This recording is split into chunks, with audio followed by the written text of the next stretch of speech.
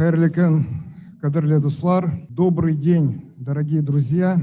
Тема моего выступления — Советский Татарстан, генезис, развитие и трансформация. Речь пойдет об исторических корнях современной Республики Татарстан, в которой вы на данный момент учитесь, живете. И прежде чем приступить к основной теме, мне хотелось бы сказать несколько слов коротко о государственности татарского народа, которая насчитывает тысячи лет, начиная от державы Хунну, тюркских каганатов, Великой Волжской Болгарии, Золотой Орды, Казанского ханства.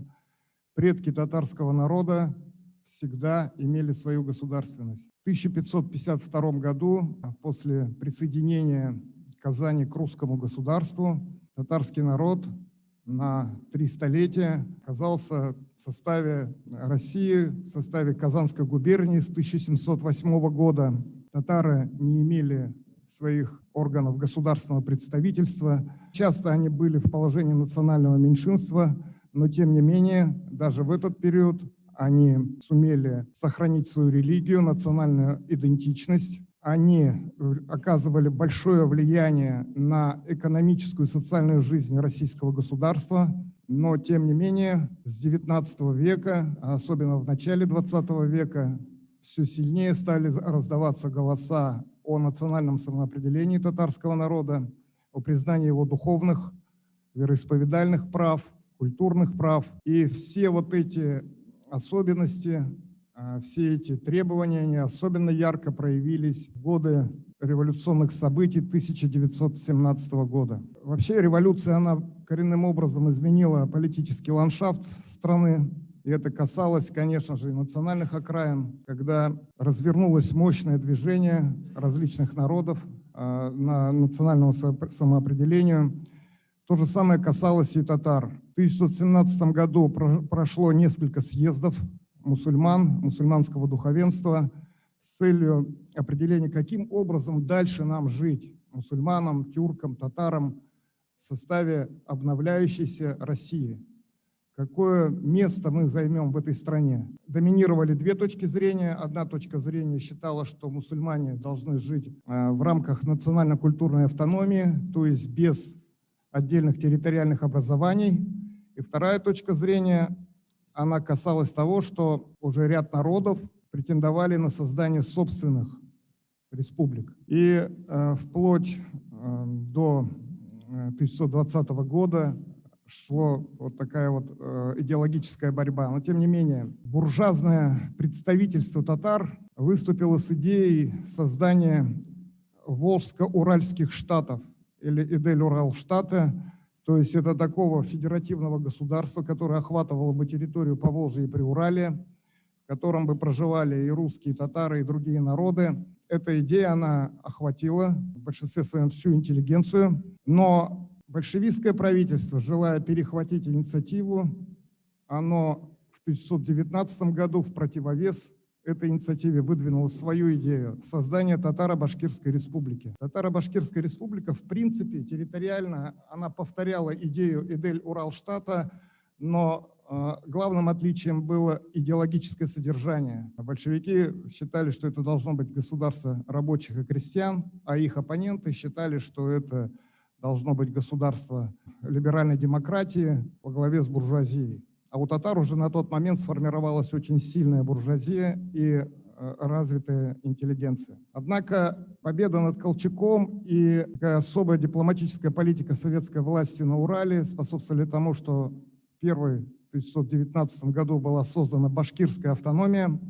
и в результате этого идея создания Татаро-Башкирской республики, она потерпела фиаско. Татарские коммунисты вынуждены были уже размышлять и требовать создания отдельной татарской автономии. На слайде видно, это знаменитая картина, где делегация татарского населения находится на приеме у Владимира Ильича Ленина и Иосифа Виссарионовича Сталина с просьбой предоставить им государственную автономию. На самом деле идея создания татарской автономии, то есть прообраза современного Татарстана, она была поддержана 26 января 1920 года на заседании Политбюро ЦК Российской коммунистической партии большевиков. С января по март велась активная организационная работа, которую возглавил Иосиф Сталин.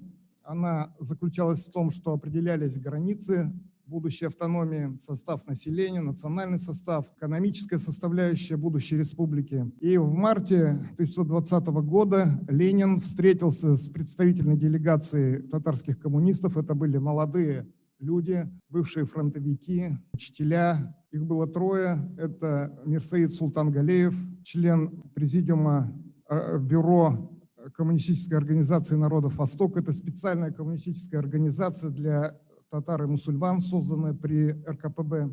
Председатель этой организации Сахибгарай Саид Галеев и член президиума этой организации, редактор печатного органа СЧ Бурхан Мансуров. И вот у них состоялся обстоятельный разговор, на котором татарские коммунисты просили Ленина все-таки сделать расширенную автономию, включив в состав Татарстана и территорию западного Башкортостана вместе с городом Уфой. Но Ленин был категорически против. Он считал, что татарский народ должен иметь свою автономию, а башкиры должны иметь свою автономию. Он исходил из права каждой нации на самоопределение в составе советской России. Вот в итоге победила эта точка зрения, и вот эти три организатора, Сахибгарай Саид Галеев, Бурхан Мансуров и Мирсаид Султангалеев. Мирсаид Султангалеев, кстати, это фигура международного масштаба. Его идеи антиколониального социализма, исламского социализма, они впоследствии стали чрезвычайно популярными на Арабском Востоке. Многие партии, например, Арабского Востока, социалистические партии, они руководствовались в основном идеями Мирсаида Султангалеева. И вот 27 мая 1920 года был издан декрет об образовании ТАССР, который был подписан Лениным и Калининым. Что приобрели татары от этого декрета? Они, в принципе, территориально приобрели ту же самую территорию. Население было чуть больше, однако полностью изменился национальный состав. Если в Казанской губернии русские составляли 38% населения, а татары 31%, в новой республике 48% татары. То есть это стал доминирующим народом на этой территории. И большое количество чувашского населения получило свою автономию. Вот это парад в Казани. По случаю провозглашения республики был большой праздник, народ воспринял это все с воодушевлением, потому что была возрождена государственность, о которой мечтали на протяжении столетий представители татар. Уникальная государственность в составе России, это полиэтническое государственное образование, где соблюдались права всех народов. Вот оно, первое правительство ТАССР. Видите, это обычные люди, отставные солдаты, учителя, общественные деятели. Мирсаид Султангалеев – это главный идеолог создания Татарской республики. К сожалению, его судьба печальна. Он в числе первых стал жертвой репрессий и уже в 1924 году, войдя в противоречие с линией партии по национальному вопросу, он был арестован, изгнан из партии. Вся его последующая жизнь прошла в тюрьмах, и он был расстрелян по разным данным в 1938 или в 1941 году. В Саратовской области. Мне бы хотелось сказать, что на начальном этапе молодого советского Татарстана, а этот этап можно начать с 1920 года по 1925 год, были очень радужные надежды на возрождение народа, на возрождение республики. В этот период была создана многоукладная экономика в соответствии с новой экономической политикой Ленина. Практически вся торговля, да и промышленность, она имела частный характер. Поэтому за 1-2 года были преодолены последствия жуткого голода 1921 года, хозяйственной разрухи. Вот это правительство Кашафа Мухтарова, который возглавил татарское правительство в 1921 году, удалось создать очень сильную финансовую систему, налоговую систему. И фактически ТАССР превратилась в такой самодостаточный регион в составе Российской Федеративной Республики, которая, в общем-то, во многом за счет своих средств реализовывала основные направления социальной политики в Татарстане. Уже в тот период руководители Татарстана активно отстаивали права республики в федеральном центре, они требовали равных прав, распределения финансовых субвенций, они просили льгот, они стремились к тому, чтобы Татарстан был тем регионам, который был бы на особом счету у центрального правительства. Однако вот эти вот поползновения, как считали, к сепаратизму, к экономическому сепаратизму, очень жестко пресекались в центре, и все руководители Татарстана, всех ветвей власти, и коммунисты, и Центрального исполнительного комитета, и Совета народных комиссаров были репрессированы. Практически все. Из 10 человек, может быть, осталось 2 в живых, и то случайно. Все это вот происходило из-за того, что эти руководители, они стояли на страже интересов региона и пытались сформировать собственную политику в ней. Новый этап в жизни республики, да и всей страны, начинается с декабря 1925 года, с 14-го съезда РКПБ, когда был взят курс в стране на индустриализацию. А через 2 года, в декабре 1927 года, прошел 15-й съезд ЦК РКПБ, который уже взял курс на коллективизацию сельского хозяйства. Татарстан был аграрным регионом. И, конечно же, вот эти реформы, которые затеяла центральная коммунистическая власть, они оказали очень серьезное воздействие на наш регион и на наш народ. С 1930 года по 1937 год в Татарстане было построено больше 100 промышленных предприятий. Это колоссальная цифра, потому что в этот же период сформировалось сразу несколько отраслей промышленности, в том числе и тяжелой индустрии. То есть это машиностроение, авиастроение, это химическая и нефтехимическая промышленность, это оборонная промышленность и многое-многое другое. В результате к концу первой пятилетки в 1937 году 3/4 продукции экономики республики относились к промышленности. То есть Татарстан выполнил одно из требований вот этого марксистско-ленинского учения, когда он превратился из региона завозящего оборудования в регион производящий оборудование. То есть вот этот первый и важный этап индустриализации был пройден. Но за счет чего? Индустриализация осуществлялась за счет, в том числе и нещадной эксплуатации российской деревни. В Татарстане произошло именно то же самое. Коллективизация проходила очень тяжело, именно в Татарстане очень тяжело проходила, потому что народ не хотел вступать в коллективное хозяйство. Это понятно, потому что татарская деревня по большинству своем, она была предпринимательской деревней, и в ней было очень много богатых крестьян, зажиточных крестьян, которые помимо сельхозпроизводства занимались еще и торговлей активно. То есть они обладали серьезными капиталами, и, конечно же, вот коллективизация, она поначалу была воспринята в штыки. Тем более, что власти республики пытались перед центром показать себя передовиками и буквально насильно начали загонять людей в колхозы. Буквально за год было 90% населения коллективизировано. Ну и в итоге начались волнения, начался саботаж, и в свою очередь власть начала репрессивные действия по отношению к этому зажиточному классу крестьянства. Под удар попало духовенство мусульманское и богатые крестьяне-предприниматели, так называемые кулаки. Было, значит, уничтожено 14 тысяч зажиточных хозяйств и репрессировано, выслано за пределы ТССР 40 тысяч человек. То есть это вот эти крестьяне вместе с членами их семей. Высылались в основном в регион Дальнего Востока и за Урал. Известно, например, что город Магнитогорск и крупный Магнитогорский комбинат, он был в основном построен за счет как раз высланного в период коллективизации татарского населения. Выходит затем статья Сталина «Головокружение от успехов», где уже центральная большевистская власть признала, что при коллективизации были совершены очень большие перегибы, и началась несколько иная политика. В село стали поступать деньги, техника. Туда отправились так называемые 25-тысячники, это идейные рабочие, которые помогали крестьянам организовываться в сельские хозяйства. Начал поступать семенной фонд, и эти директивные принуждения вступать в колхозы было отменено. И это дало очень мощный эффект.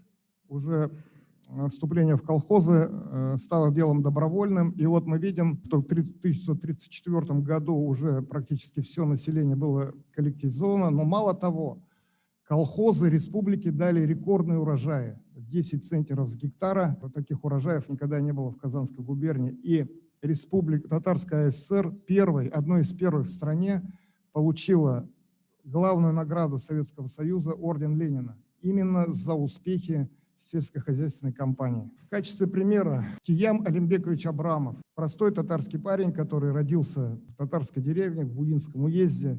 Он не имел образования никакого.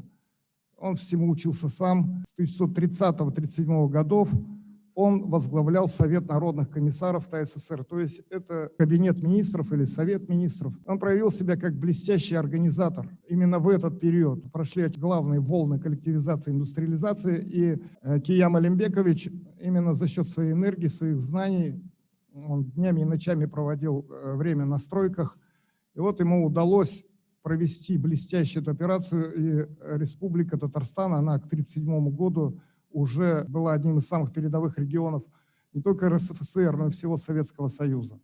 И Абрамов, он был награжден орденом Ленина в 1935 году за выдающиеся успехи, а в 1937 году был расстрелян. Вот такая судьба этого человека.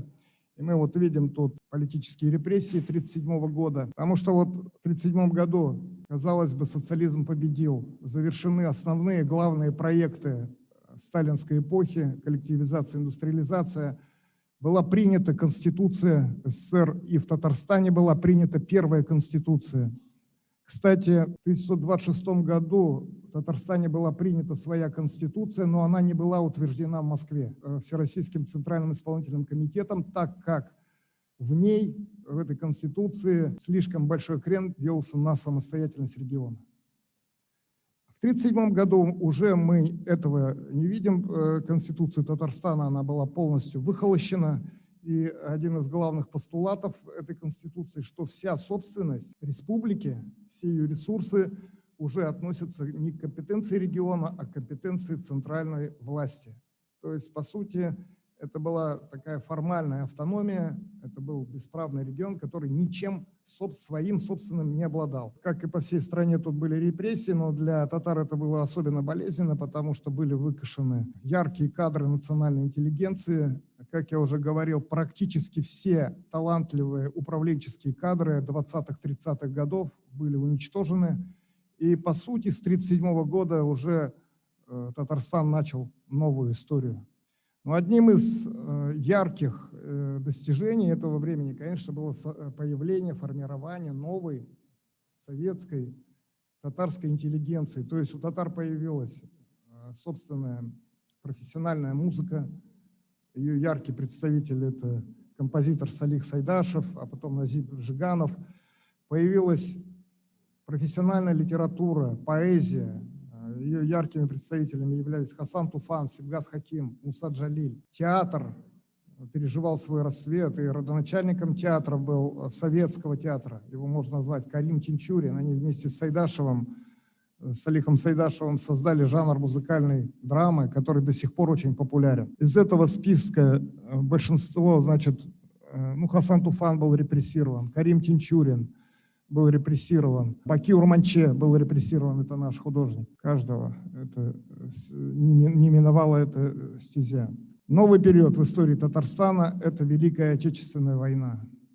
Бои не шли на территории республики, но Татарстан стал важнейшей тыловой базой обороняющейся Красной Армии и наступающей Красной Армии. Это понятно, потому что, как я уже сказал, уже доминирующим сектором экономики в 30-е годы стала индустрия в республике.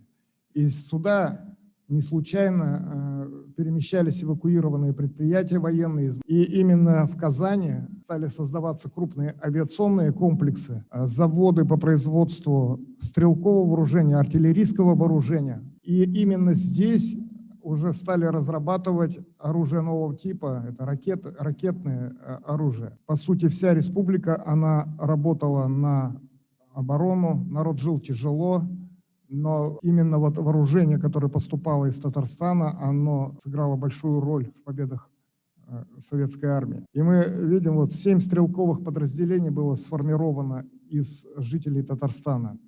И 700 тысяч молодых людей было призвано на фронты. Из них ровно половина не вернулась с полей сражений. Татарстан воевал и понес очень большие потери в этой войне. Более 200 тысяч татарстанцев награждены орденами и медалями, 225 удостоены Золотой звезды Героя Советского Союза, и 50 человек стали полными кавалерами Ордена Славы. Вот эти герои. Тут есть и женщина Маргува Сыртланова, знаменитая летчица. Тут есть и Муса Джалиль, и летчик Девитаев, знаменитый, и многие другие, то есть люди разных национальностей. А Муса Джалиль это вообще стал символом подвига всего советского народа в победе над фашизмом, стойкости советского народа. Потому что вот эти знаменитые моабитские тетради – это ярчайший образец патриотической поэзии. И мы гордимся, что он представитель нашего народа и представитель нашей республики. После окончания войны, пожалуй, начинается один из самых ярких таких, один из самых энергичных этапов в жизни Татарстана. Это восстановление народного хозяйства после войны, переход на мирные рельсы и модернизации экономики. Огромную роль здесь сыграло то, что в начале 40-х годов в Татарстане были обнаружены большие залежи нефти. И именно развитие нефтяной промышленности стало главным локомотивом модернизации Татарской автономной Советской Социалистической Республики. Были обнаружены крупные месторождения, которых вообще не было равных. Я вот забегая вперед скажу, что к 1971 году Татарстан добыл 1 миллиард тонн нефти, а к 1981 году 2 миллиард тонн нефти. Это колоссальные цифры, которые просто, если бы такие объемы добывались в условиях свободной рыночной экономики, то понятно, что регион бы озолотился наподобие стран, арабских стран, обладающих такими же запасами. Но, увы, этого не произошло, так как, наверное, во многом благодаря вот такому усеченному статусу автономии. Так вот, именно эта нефтедобыча, она способствовала развитию нефтехимии. В Казани начали строить большой комбинат органического синтеза в 1959 году. В 1961 году на Каме заложили город нефтехимиков, Нижнекамск. Также был построен большой комбинат. Все это способствовало тому, что республика неуклонно начала урбанизироваться. Весь юго-восток Татарстана, где шла нефтедобыча, там возникли крупные города: Альметьевск, Лениногорск. Старые города получили развитие: Бугульма, очень много рабочих поселков. Таким образом сформировалось несколько территориально-промышленных комплексов мощных. Это вот Нижнекамский территориально-промышленный комплекс, Казанский. И таким уже завершающим аккордом явилось строительство автомобильного гиганта в 1969 году на берегах Камы, тут как раз недалеко от Елабуги, завода КАМАЗ. И благодаря вот такому мощному индустриальному рывку Татарстан стал, наверное, одним из самых индустриальных регионов Советского Союза. А Советский Союз – это, конечно, мощнейшая держава того времени, и она, конечно, опиралась своей мощью на развитую промышленность. В этот же период вот эти новые возможности, новые ресурсы, новый имидж республики, он, конечно же, не соответствовал той усеченной автономии, которая была в тот момент. И это, конечно, вызывало бурные протесты общественности и особо возмущало, например, татарскую интеллигенцию, то, что в этот же период стало ограничиваться преподавание татарского языка в школах. Да и что тут греха таить? Школы начали закрываться в массовом порядке. На всю Казань существовала только одна татарская школа. Не работали культовые здания. То есть люди не могли отправлять свои духовные требы, обряды. Слабо развивалась литература, слабо развивалась культура, именно был очень жесткий идеологический пресс. То есть, да, книги выпускались, выходили литературные журналы, но большая часть наследия литературного, она по идеологическим причинам была запрещена. И вот эти вот все ограничения при бурном развитии одновременно республики, они входили в противоречие с этим и вызывали протесты. Неоднократно выходили на руководство республики, и даже руководство республики пыталось обратиться в центральную власть к тому, чтобы автономный статус Татарстана сменить на статус союзной республики. То есть население уже считало, что они ничем не хуже Узбекистана, ничем не хуже Украины, Молдовы, Белоруссии, что они тоже имеют право на такой же статус, на свою Академию наук, на свои самостоятельные договоры с экономическими партнерами за рубежом и многими другими привилегиями. Но, к сожалению, вот при всем, что республика много строила, ей принадлежало всего 5% имущества. Это реальность того времени. И люди простые, мы многие это застали, я даже это застал, что тотальный дефицит, нехватка продуктов питания, и это вот в успешном регионе. Вот такое противоречие. Да, награды. В 70-м году орден Октябрьской революции, в 72-м орден Дружбы народов. Это большие награды за большой труд, неустанное населению Татарстана. Наступают годы перестройки. Это новая революционная ситуация после 1920 года. И здесь советский Татарстан переживает период трансформации.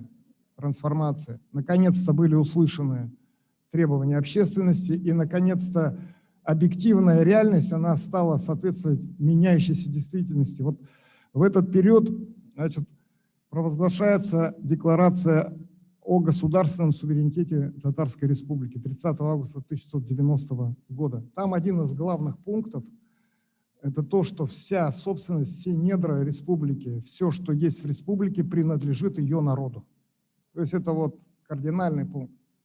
Тут же отмечено равноправие всех народов, ответственность за судьбы и так далее и тому подобное. Очень небольшой документ, но он исторический. В 1991 году самостоятельность после принятия декларации о государственной самостоятельности, о суверенитете в Татарстане вводится должность президента. И первым президентом Татарстана становится Ментимир Шарипович Шаймиев, выдающаяся историческая фигура нашего времени. Именно под его началом Татарстан в 90-е годы разработал собственную модель, она называется модель Татарстана, она уже в науке апробирована. Это ответственная социальная политика, то есть вот эта борьба против так называемой шоковой терапии, мягкое вхождение в рынок, это учет интересов всего многонационального населения Татарстана и в то же время стимулирование развития татарской культуры, татарского языка. Действительно, в тот период вся республика переживала подъем. Эмоциональный подъем, духовный подъем. Много строилось. Вообще жизнь менялась, конечно. В 1992 году вообще прошел референдум о статусе Татарстана. Очень горячее было время, и там был вопрос, считаете ли вы, что Татарстан является суверенным государством, субъектом международного права. И большинство проголосовавших, больше 60%, поддержали на референдуме вот эту точку зрения. И уже по итогам референдума в ноябре 1992 года была принята Конституция Республики Татарстан, которая закрепляла статус, новый статус, трансформированный статус. Почему трансформация? Все же новый Татарстан возник на базе достижений советского Татарстана, на базе вот той промышленности, которая была, интеллигенции, сельского хозяйства. Вот основная политика – это Содружество народов, первый съезд народов Татарстана. В 2005 году было отмечено тысячелетие города Казани. Можно сказать, что вот эта дата, она стала отправной тоже в новом развитии нашей республики, потому что от Казани уже узнал весь мир, вся страна. Это, можно сказать, началась новая эпоха. Эта эпоха, она логично вот подошла к тому, что в 2010 году на пост президента Татарстана был избран Рустам Нургалиевич Минниханов. Он долгое время работал руководителем кабинета министров при Ментимире Шариповиче Шаймиеве. То есть этот дуэт их, он и остался в принципе. Рустам Нургалиевич Минниханов достойно продолжил традиции Шаймиева, но упор был уже сделан на инновационную экономику, на создание новых рабочих мест, дальнейшее промышленное развитие. Рядом с Елабугой свободная экономическая зона Алабуга, она является самой успешной в России, и она является одним из факторов экономического развития вообще республики нашей. В последние годы не бывает дня, чтобы в Татарстане не открывалось новое промышленное предприятие. И ни разу еще, даже при общих кризисных явлениях, ни разу в Татарстане не замедлялся экономический рост. Даже если где-то он шел в минус, у нас он всегда идет в плюсе. Это в основном вот благодаря продуманной экономической и социальной политике нашего руководства и той инфраструктуре, которая была создана как в советское время, так и сегодня. В 15 и 20-х годах Минниханов был вновь избран большинством голосов на пост президента республики. Вот современный Татарстан – это и экономика, и города будущего, Иннополис, это и развитое сельское хозяйство, и культура. Ну и, конечно же, новый этап, новую жизнь переживают отношения с федеральным центром. Несмотря на то, что происходит унификация законодательства, несмотря на то, что есть определенные сложности и в финансовой сфере, тем не менее при целенаправленной поддержке федерального центра Татарстан имеет возможность и дальше развиваться, потому что на данный момент одним из факторов развития Татарстана является 40 государственных программ, которые реализуются как в социальной сфере, так и в экономике, а также так называемые национальные проекты. Это госпрограммы, усиленные этими национальными проектами.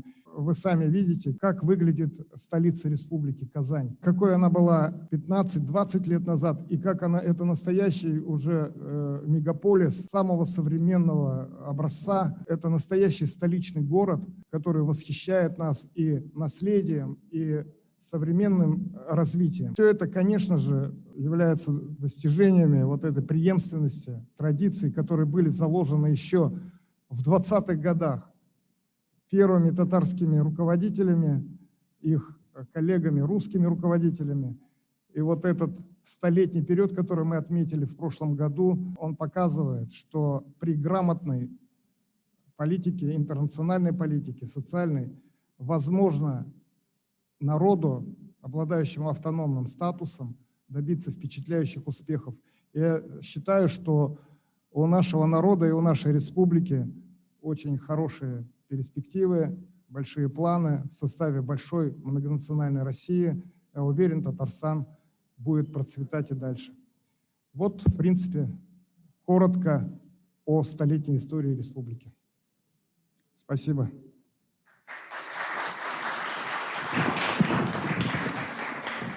Радик Римович, спасибо большое. Я думаю, будут в зале вопросы тоже, потому что тема действительно очень значима для нас. Пожалуйста. Большое спасибо за интереснейшую лекцию. У меня такой вопрос. Скажите, пожалуйста, а вот в момент образования Татарской Республики, как раз-таки в 20 веке, какой фактор все-таки больше сыграл? Это все-таки роль ислама как государствообразующего фактора? Или же это роль все-таки национального самосознания татарского народа, татарской интеллигенции, успехи вот в культуре татарской? Спасибо. Спасибо. Ну, безусловно, тут множество факторов сыграло свою роль, объединяющих и вдохновляющих людей на создание своей республики, и в том числе и исламский фактор. Он тогда был очень силен, потому что население было религиозным, но у татар же в тот период доминировало джадидское направление в исламе, особенно среди интеллигенции. И вот эти наши идеологи и первые наши государственные руководители, они, конечно же, во многом были верующими людьми. Это был такой странный симбиоз веры и в то же время коммунистического мировоззрения, которое, казалось бы, отвергало любую религию. Но нет, вот у татар религия и коммунистические воззрения, они в тот период шли совместно. Во многом благодаря этому была выработана идеология исламского социализма. Оттуда она идет. Уважаемый Радик Римович, у меня вопрос такой. Он касается первых наиболее активных создателей республики. Это Саида Султангалиева и Сахиб-Кирея Саидгалиева. Вот исторически сложилось так, одного из них мы считаем политическим гением, создателем, идеологом восточного коммунизма, а второго сейчас называем политическим ренегатом, как в то время называли, да? У меня вот вопрос касается оценки вот второго, роль Саидгалиева, и можно ли считать приход власти в 2021 году правительства Кашафа Мухтарова возвращением политики Мирсаидгалиева, то есть победой сторонников Мирсаидгалиева в Татарстане? Это один вопрос. И такой легенький вопрос. Почему огромный Казахстан послал на фронт меньше людей, чем маленький Татарстан. Сахиб Гарай Саидгалеев, о котором вы говорите, да, это человек, который сыграл определяющую роль в создании ТССР, потому что он был любимцем Ленина в тот период. Ему на то время было где-то около чуть более чем 20 лет. Это был молодой парень, который отслужил в армии. В принципе, он воодушевлен был идеями социализма, идейный большевик. И, конечно же, он не питал сантиментов в достижении каких-то целей больших. Являлся первым председателем Совета народных комиссаров молодой республики. Он был руководителем революционного комитета, то есть организации, которая проводила весь комплекс мероприятий по созданию ТССР. И казалось бы, что он будет 10, 15, 20 лет еще возглавлять Татарстан, опираясь на свой авторитет, опираясь на авторитет Ленина. Но случилось следующее, что он слишком рьяно бросился исполнять планы по продразверстке в 2021 году. Продразверстка, знаете, это когда насильственным путем экспроприировали все семенные остатки в деревнях, по сути обрекая село на голод, а вот этот хлеб передавался в города, в армию. И как раз мы знаем, что в 1921 году все Поволжье было охвачено страшным голодом. Татарстан здесь не исключение. И население республики, и в первую очередь сами соратники Саидгалеева считали, что одним из главных причин вот этого голода в Татарстане была политика этого Саидгалеева, который рьяно ее исполнял, хотя мог бы и, конечно же, вести более гибкую политику. И он, проработав только год, был перемещен в Крым на должность председателя Совета народных комиссаров, и он был перемещен в том числе и по решению Сталина, потому что Сталин тоже понял, что вот это руководство такое, оно может привести к большим проблемам, в том числе народным волнениям. То, что победила точка зрения его вечного оппонента Мирсаида Султангалеева, этого отца исламского социализма, вот этого идеолога, да, он ни разу не возглавлял Татарстан, но он постоянно, живя в Москве, влиял на процессы, которые происходили в партийной организации республики, и стремился расставить там своих людей. Да, Кашаф Мухтаров, это второй председатель Совета народных комиссаров, он был сподвижником Султангалеева, и во многом он реализовывал, конечно, вот эти национальные цели. То есть это политика коренизации, перевод делопроизводства на татарский язык, перевод работы госслужащих на татарский язык. В 2021 году татарский язык был объявлен государственным языком Республики Татарстан, татарской автономии. То есть именно в этот период производилось переселение татарских деревень на берега больших рек. То есть это было восстановление исторической справедливости. Много символических мероприятий проходило. Была построена Закабанная мечеть в Казани. Все это было вот такой своеобразной политикой реванша на фоне ортодоксального коммунистического подхода Саидгалеева. Вот этот период с 1921 по 1924-1925 годы мы видим ренессанс не ортодоксального, а национального коммунизма, татарского, их называли национал-коммунистами. То есть вот такое вот патриотическое правительство пришло, которое жило идеями социализма, большевики. Но мы видим, что и эта политика потерпела крах после того, как был свернут НЭП в стране, началась индустриализация и коллективизация, то, значит, центральная власть жесткой рукой прекратила вот эту вольницу. И все достижения вот этого национального правительства 21-24 годов, они были попросту уничтожены под корень. Что касается второго вопроса, мне кажется, каждая республика, каждый регион, каждая область, они дали фронту столько, сколько смогли, конечно. Столько, сколько смогли. Благодарим, Радик Римович, что вы нашли возможность выступить в нашей зимней исторической школе. Благодарим вас за это. Поблагодарим, пожалуйста, лектора. Да. Спасибо большое.